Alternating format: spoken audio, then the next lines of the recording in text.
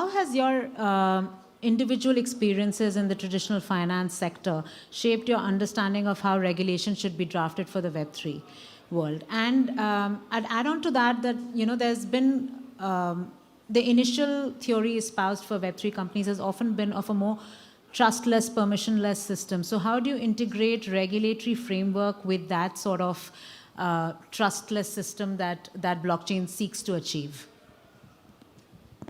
Yeah.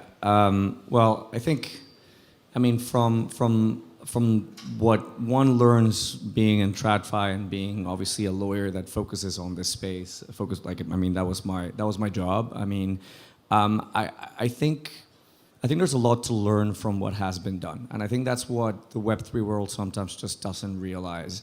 I mean, some of the regimes that have been built over years and years of experience are actually highly relevant to Web3.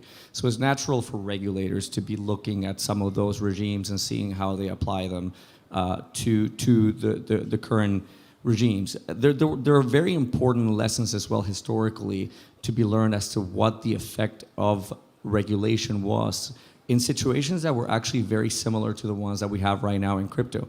I mean, if you look at, for example, the US prior to the Great Depression, prior to that 1929 crash, I mean, what was going on in the stock market was actually remarkably similar to what we have in crypto today. You had like rampant speculation. You had these stock pools and investment pools that were like these whales essentially manipulating the market, doing pumps and dumps. You had a bunch of like securities that were worthless being issued without any sort of like real companies behind them, real assets behind them, doing effectively what we now consider in crypto a rug pull.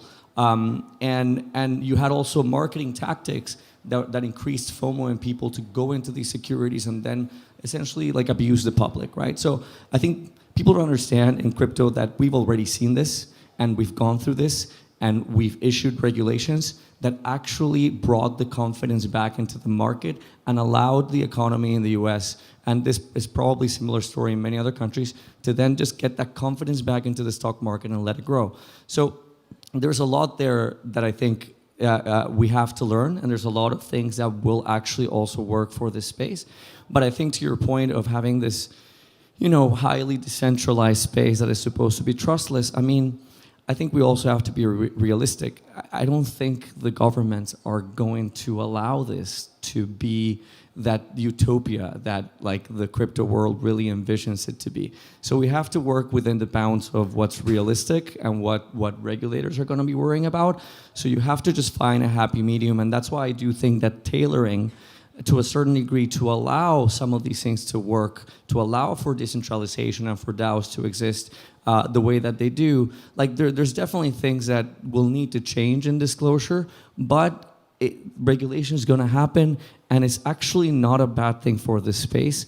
I think right now we need regulatory certainty, and we need certain structures to allow the industry to really mature.